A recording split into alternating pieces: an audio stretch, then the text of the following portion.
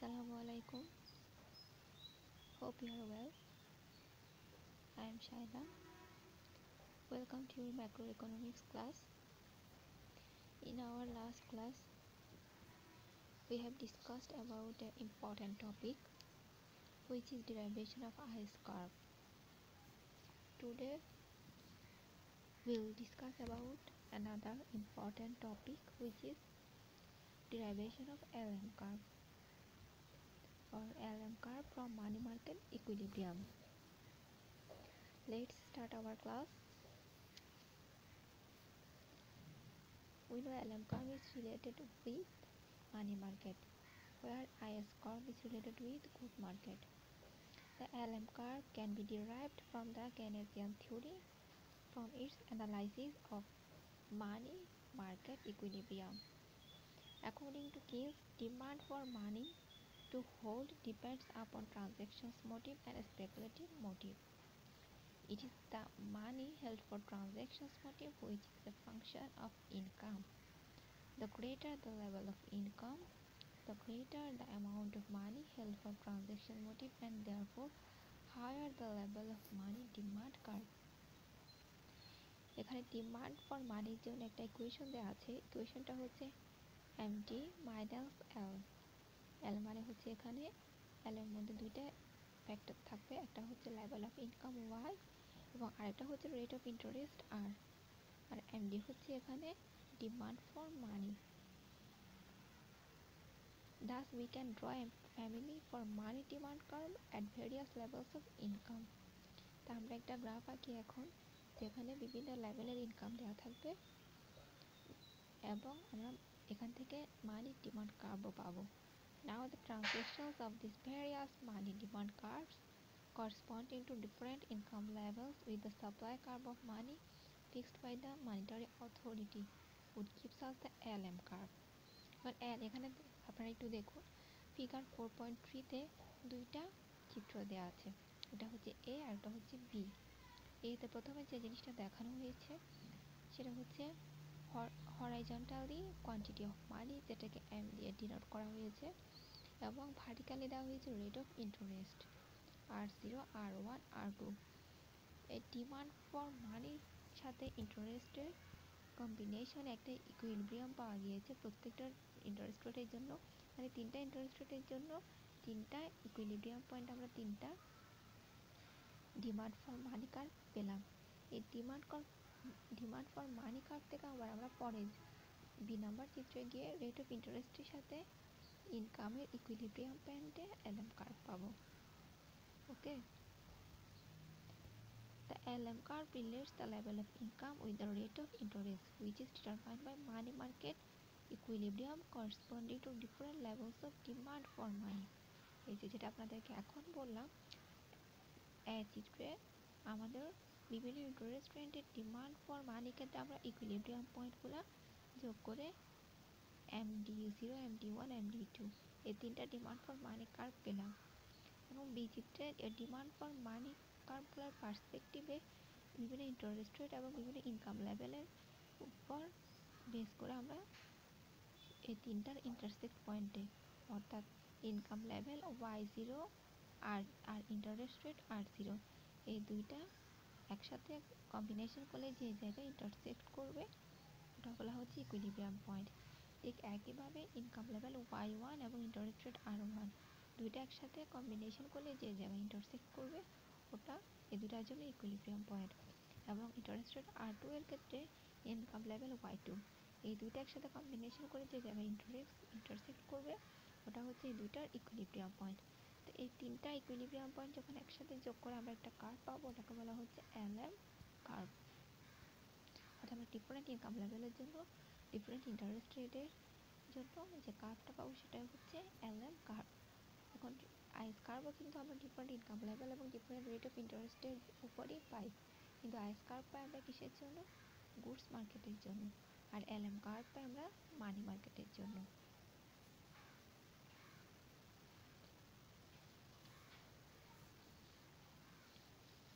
এখন দেখি চিত্রগুলো আসলে কি বোঝানো হয়েছে। As income decreases, money demand curve shifts outward and therefore The rate of interest which equates supply of money with demand for money rises. অর্থাৎ যখন দেখা যাচ্ছে ইনকামটা বাড়ছে, এটা ফিগার এতে আমরা দেখি, ফিগার এতে দেখব যখন আমাদের ইনকামটা বাড়ছে, মানে ইনকাম যখন y0 থেকে y1 y2 হচ্ছে, তখন আমাদের কি হচ্ছে, মানি ডিমান্ড কার্ভটা শিফট করছে, উপরের দিকে শিফট করছে। দেখুন আমরা এখানে চিত্রে দেখি, যখন y0 থেকে y1 এ গেল, আবার y1 থেকে y2 তে গেলে ইকুইলিব্রিয়াম পয়েন্টগুলো আস্তে আস্তে উপরের দিকে যাচ্ছে, অর্থাৎ মানি ডিমান্ড কার্ভটা শিফট করছে উপরের দিকে। In figure 4.3b, we measure income on the x-axis and plot the income level corresponding to the various interest rates determined at those income levels through money market equilibrium by the quality of demand for the supply of money in figure 4.3. এটাই হচ্ছে আসলে LF কার্ভের derivation. এটা আপনাদেরকে year কোশ্চেনও এসেছে, how do you derive LM curve from money market equilibrium. Money market equilibrium থেকে LM curve আপনি কীভাবে ডিরাইভ করবেন। এরপর আসে আমাদের নেক্সট টপিক, আপনারা এটা ভালো করে বুঝতে পেরেছেন। এরপর আমরা নেক্সট টপিকে যাই। আমাদের নেক্সট টপিক হচ্ছে slope of LM curve. Slope মানে হচ্ছে ঢাল, আমরা সবাই জানি, মানে LM রেখার ঢাল। LM is upward sloping curve because there is a positive relationship between the interest rate and the level of output. অর্থাৎ LM কার্ভটা আমরা দেখলাম এখানে, এই যে এটা হচ্ছে আপওয়ার্ড স্লোপিং, এটা উপরের দিকেই যাচ্ছে। Because there is a positive relationship between the interest rate and level of output, a positive relationship exists. কারণ হচ্ছে এখানে ইন্টারেস্ট রেট এবং লেভেল অফ ইনকামের মধ্যে একটা পজিটিভ রিলেশনশিপ আছে। আপনারা দেখুন এই চিত্রে, interest rate level of income যখন বাড়ছে, ইন্টারেস্ট রেটে কিন্তু বাড়ছে, দুইটা একসাথে বাড়ছে, অর্থাৎ এটা হচ্ছে পজিটিভ রিলেশনশিপ, যার কারণে LM কার্ভটা উপরের দিকে যাচ্ছে, যেটাকে বলা হচ্ছে upward sloping. The causality in the case of the LM curve is from a change in the level of production and income to a change in the interest rate. For instance, an increase in the level of production and income leads to an increase in the interest rate, while a decline in the level of production and income leads to a decrease in the interest rate. Using a chain of events, this relationship can be represented as follows. An increase in the level of output and income increases the interest rate, and a decrease in the level of output and income decreases in the interest rate. অর্থাৎ এটা হচ্ছে যখনই output বাড়বে তখন income বাড়বে এবং interest রেটও বাড়বে, আর যখনই আউটপুট কমবে তখন ইনকামও কমবে এবং এর সাথে ইন্টারেস্ট রেটও কমবে। অর্থাৎ যখন ইনক্রিজ হবে তখন একসাথে সব কিছু ইনক্রিজ হবে, আর যখন ডিক্রিজ হবে তখন এর সাথে সব কিছু ডিক্রিজ হবে। এটাই হচ্ছে LM কার্ভের স্লোপ। এটা আপনাদের ইয়ার কোশ্চেনে এসেছে, why LM is upward sloping. যেটার আনসারই আপনারা এই পয়েন্টে পাবেন। LM কার্ভটা কেন উপরের দিকে যায়, কারণ তাদের মধ্যে একটা পজিটিভ রিলেশনশিপ এক্সিস্ট করছে, একটা বাড়লে আরেকটা বাড়তে থাকে, আরেকটা কমলে আরেকটা কমতে থাকে। এই পজিটিভ রিলেশনশিপের জন্য LM কার্ভ আপওয়ার্ড স্লোপিং। এরপর আমাদের নেক্সট টপিকে যাই। আমাদের নেক্সট টপিক হচ্ছে causes to shifts in IS or LM curves. IS এবং LM কার্ভ কেন শিফট করে তার কারণগুলো একটু দেখে নিই। First one, factors that shift the IS curve. যে ফ্যাক্টরগুলো IS কার্ভকে শিফট করে সেগুলো কি? A change in autonomous factors that is unrelated to the interest rate. অর্থাৎ কিছু অটোনমাস ফ্যাক্টর যেগুলোর উপর আসলে গভর্নমেন্টেরই ইনফ্লুয়েন্স থাকে, যেগুলো ইন্টারেস্ট রেটের সাথে related. Changes in autonomous consumer expenditure, consumption বা কনজিউমারের এক্সপেন্ডিচারটা চেঞ্জ হলে। Changes in planned investment spending, planned investment যেটা ছিল ওটা চেঞ্জ হলে। Changes in government spending change হলে। Changes in tax rate change হলে, এবং চেঞ্জেস ইন নেট এক্সপোর্টস আর related to the interest rate, এবং নেট এক্সপোর্টটা চেঞ্জ হলে, এই জিনিসগুলো চেঞ্জ হলে আইস কার্ভটা শিফট করে। LM কার্ভ কেন শিফট করে? Factors that shift the LM curve, changes in the money supply, and next one autonomous changes in money demand interest rate. অর্থাৎ দুইটা কারণে অ্যালার্ম কার্ভ শিফট করে, একটা হচ্ছে মানি সাপ্লাই চেঞ্জ হলে শিফট করে, আর একটা হচ্ছে autonomous changes in money demand interest rate. Money demand interest rate change হলেও অ্যালার্ম কার্ভটা শিফট করে। এগুলো একটু পড়ে নেবেন আপনারা। এরপর আপনাদের আরেকটা টপিক বাকি আছে এই চ্যাপ্টারে, এটা হচ্ছে আপনাদের লাস্ট টপিক। এই টপিকের পর আপনাদেরকে ম্যাথে চলে যেতে হবে। এই চ্যাপ্টারে আপনাদের ম্যাথমেটিক্যাল কিছু প্রবলেম আছে, তো আজকে আমি আপনাদের এই টপিকটা দিয়ে শেষ করে দিই। আপনাদের নেক্সট ক্লাসে ম্যাথমেটিক্যাল টার্মগুলো দেখিয়ে দেওয়া হবে। তো লাস্ট যে টপিকটা, determination of interest rate and output using ISLM model. অর্থাৎ ISLM মডেলের সাহায্যে আমরা ইন্টারেস্ট রেট এবং আউটপুট অর্থাৎ উৎপাদনের পরিমাণ কীভাবে নির্ণয় করব। The fiscal policy has an immediate impact in the goods market.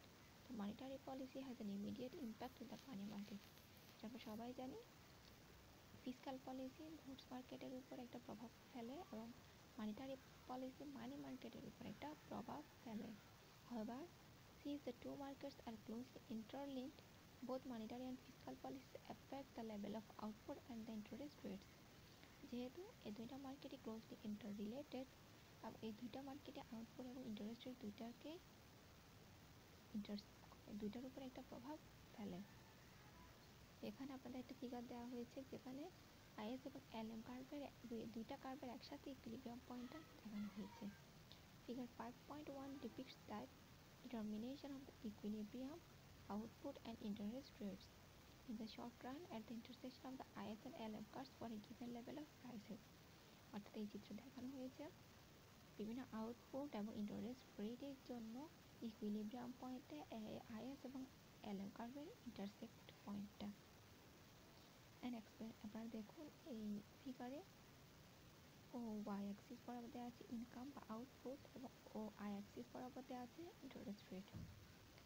একটা ইনকাম বা আউটপুট লেভেলের জন্য ইন্টারেস্ট রেট এবং ইনকাম লেভেল এই দুইটা একসাথে কম্বিনেশন করে যে জায়গায় ইন্টারসেক্ট করেছে যেটাকে আমরা ইকুইলিব্রিয়াম পয়েন্ট বলছি, ওই পয়েন্ট এবং আইএস কার্ভ এবং এলএম কার্ভের ইকুইলিব্রিয়াম এখানে দেখানো হয়েছে। An expansionary fiscal policy would shift the IS curve to the right, increasing both the level of income and the interest rate.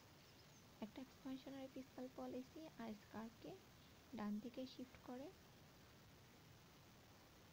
increasing both the level of income and interest rate. যদি level of income এবং interest rate দুইটা একসাথেই বাড়ে তখন এক্সপানশনারি fiscal পলিসিটা is কার্ভটা ডান দিকে shift করে, মানে উপরের দিকেই যাবে। যেহেতু ইন্টারেস্ট রেট যদি বাড়ে ইন্টারেস্ট রেট উপরের দিকে যাবে, ইনকাম লেভেল যদি বাড়ে ইনকাম লেভেলটাও ডান পাশে যাবে, তার মানে আইএস কার্ভটা আরও উপরের দিকে শিফট করবে। Derivation of a given demand curve from ISLM model analysis. An expansionary monetary policy would shift the LM curve to the right, increasing the income level and reducing the interest rate. আমরা একটু আগে যেটা দেখেছি যে fiscal policy is কার্ভের সাথে related, যেহেতু এটা গুডস মার্কেটের উপর প্রভাব ফেলে, তাই ফিসকাল পলিসি যখন বাড়বে, ফিসকাল পলিসি যখন এক্সপানশন হবে তখন আইএস কার্ভটা রাইট পাশ অর্থাৎ রাইট সাইডে শিফট করবে লেভেল অফ ইনকাম এবং ইন্টারেস্ট রেটটা বাড়লে, এবং লেভেল অফ ইনকাম এবং ইন্টারেস্ট রেট কমলে এটা নিচের দিকে লেফট সাইডে শিফট করবে।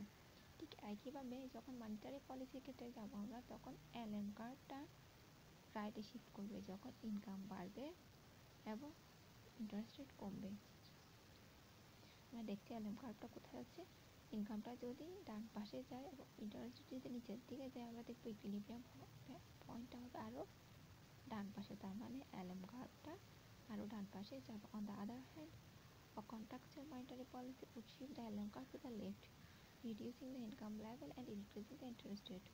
অপরদিকে একটা কন্ট্রাকচুয়াল মানিটারি পলিসির ক্ষেত্রে কী হবে, একটা কন্ট্রাকচুয়াল মানিটারি পলিসির ক্ষেত্রে দেখা যাবে এলএম কার্ভটা লেফট সাইডে শিফট করবে, কারণ তখন আবার ইনকাম লেভেলটা কমে যাবে ইন্টারেস্ট রেট বাড়ার সাথে সাথে। যেহেতু ইন্টারেস্ট রেট বাড়বে, ইন্টারেস্ট রেটটা উপরের দিকে যাবে, ইনকাম লেভেল কমলে ইনকাম লেভেলটা বাম দিকে আসবে, যার কারণে ইকুইলিব্রিয়াম পয়েন্টটা হবে বাম দিকে। তাই আমাদের এলএম কার্ভটাও বাম দিকে সরে আসবে।